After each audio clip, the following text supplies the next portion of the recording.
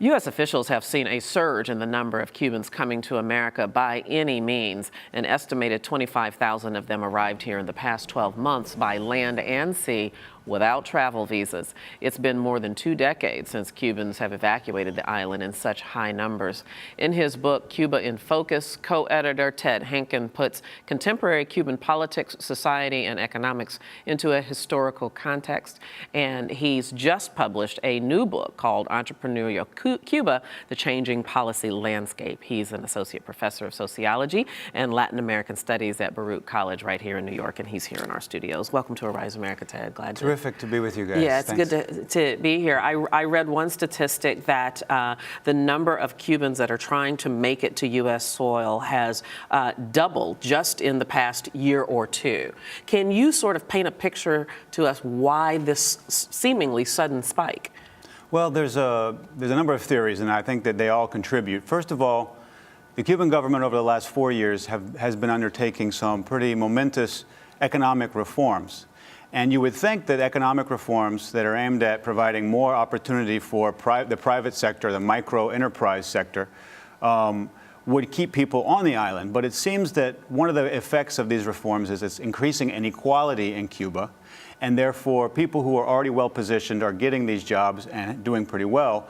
But the majority of people are probably being left out. That specifically includes Afro-Cubans, because people who are in positions where they already own property, they have a good location, often will set up these businesses in their homes.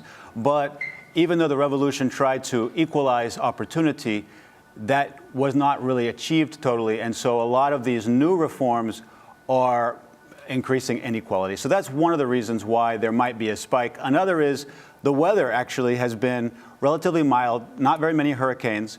And the third reason that's really the magnet is that Cubans, when they arrive in the end zone of the United States, run toward La Migra, the immigration officials. They don't run away because they have special status and they can stay legally in the United States, even if they come undocumented. It is the policy, I understand it, that if they make it to the U.S., they can stay. If they get caught in the journey on the way, they automatically get turned around. Unless they can show that they have a well-founded fear of persecution as a legitimate refugee.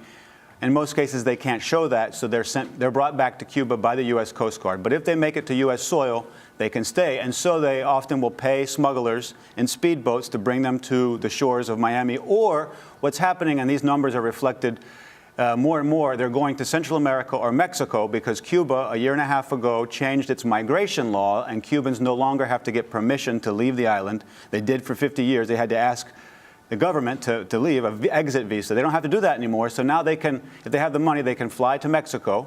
They can get a visa to Mexico. Then they can fly up to the border and they can walk across the border. And once they're standing in the U.S., they can say, I want my human rights. Mm-hmm.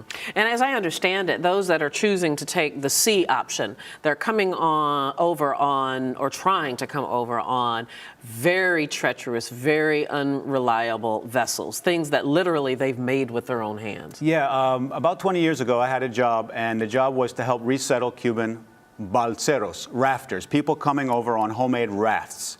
That phenomenon really kind of died out, and people were coming on speedboats. They were getting money from relatives in Miami, paying $8,000 a head, and they were being brought by speedboats. But because of the economic recession in the United States, there's less money going to Cuba for the past few years. People have resorted to more risky means. And yeah, over the last 2 years, you've seen the numbers of people picked up in these really unseaworthy rafts, dangerous rafts, skyrocket, triple in terms of the percentage of people coming by sea. I'm just curious, is there any reprisal against these Cubans who try to make the trip and don't make it and get sent back? Historically, there was a very serious reprisal. They were put on a blacklist. They were considered, persona non grata, often have difficulty getting jobs. Over the last 20 years, there's been a shift, and that in and of itself generally hasn't been a black mark on their record.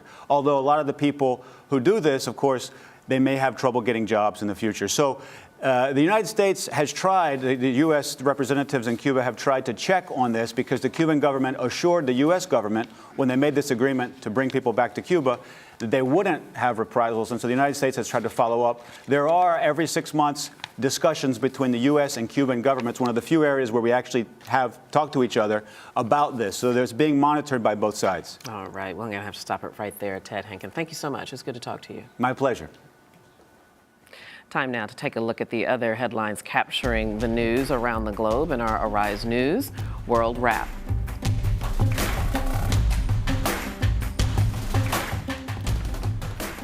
Indian officials raised the death toll to 24 today from a powerful cyclone that battered the nation's eastern coastline on Sunday. Rescue workers and soldiers cleared uprooted trees and other debris as they search for more victims and survivors.